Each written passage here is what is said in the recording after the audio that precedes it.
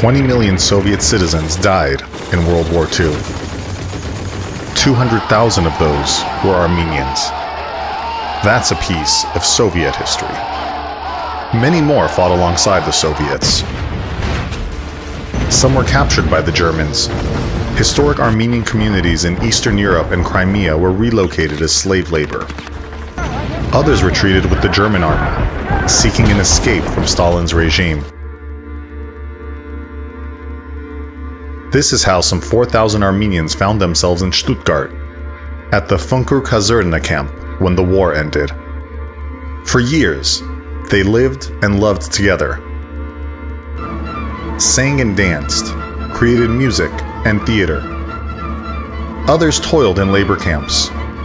All of them suffered the uncertainties of war and imprisonment. That's a piece of World War II history. By 1952, most of the 4,000 Armenians were allowed to land in the United States of America as a result of a special act of Congress called the Displaced Persons Act of 1948 that enabled their immigration. The massive relocation program was organized by the American National Committee to Aid Homeless Armenians, ANCHA, led by George Mardikian and Suren Saroyan. Some settled in Detroit, Michigan, or Niagara Falls, New York, remembered the families they had left behind, and began new lives as factory workers. Many came to Montebello, California, and sustained the close bonds of friendship based on the relations and interdependence of their years in Stuttgart. They built homes and a thriving politically and socially active community. They succeeded in business and as innovators. They flourished. This is part of the history of Southern California. Some of you are the bearers of these stories. These are your lives, your families. They are your stories, and they are an essential part of the contemporary Armenian experience. This is Armenian history.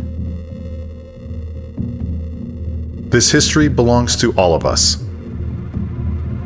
The Institute of Armenian Studies is committed to studying the heartbreak, the memories, the experiences, the successes that are now a piece of world history.